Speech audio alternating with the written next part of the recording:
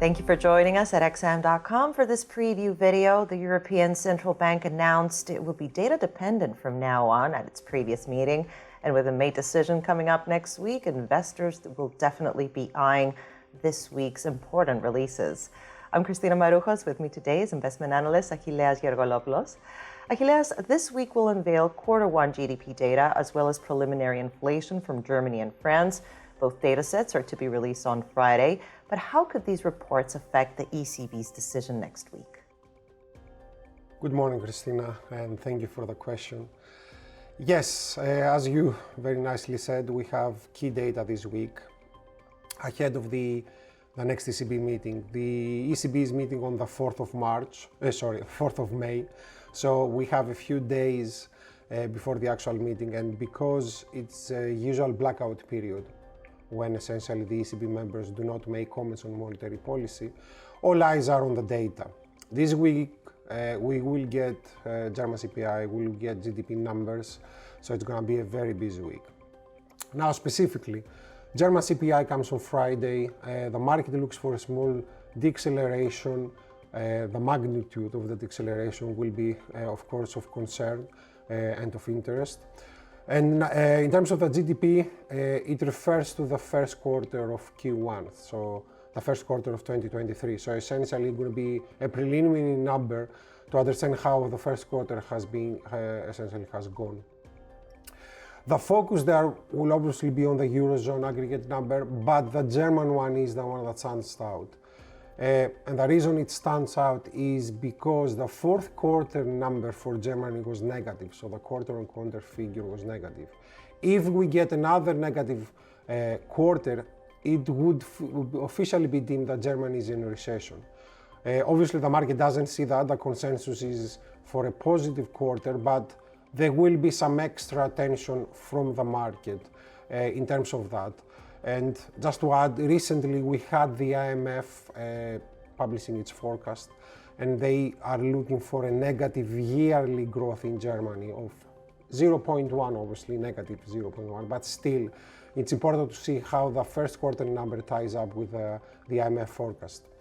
Now, in terms of the ECB, as you said, they moved from the hike as fast as possible strategy they had up to March, and now we are in a data dependent situation. So data come in, they talk about it, and they decide essentially whether they're going to move and the size of the rate hike.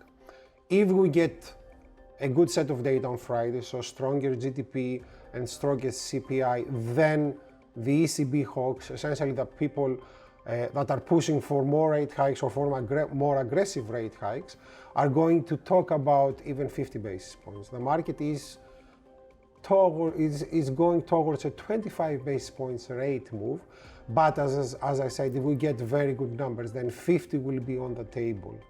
On the other hand, obviously, if we get weak numbers, then it becomes a situation where they hike or not. To my understanding, they will probably move because despite the potentially negative set of numbers, inflation in the euro area is very high still. So it looks like this week's data is going to be very important as far as the ECB goes. So if the data reinforces hawkish bets, how could the euro perform against its US counterpart? Yes, the euro has been a bit interesting lately. The euro dollar managed to survive the February-March situation where essentially the dollar outperformed the euro on the back of many reasons, but then since the middle of March, we remember what happened with the banks in the US, the euro has essentially been outperforming. Now, it sits just a tad below 110, and why I mention 110 specifically is that it's a level which the euro bulls have found difficult to break. They did a test of that area during Q1, they failed, and then we saw a good down move. So now they seem to be, let's say, gathering their strength in order to break that level. If we tie it up with the data, if we get a good set of data, and ECB expectations increase and so on and so forth, then maybe 110 could be broken easily. But to our viewers, it's important to not just break a level, that for the move to be more credible, then there has to be a decisive close above that level. So maybe if we get that good set of data that Eurobulls are waiting, they test and they break that 110 level. On the other hand, obviously, if the data are disappointing, then we start talking about the ECB not doing something next week, then it is very likely that we could see a very good down move.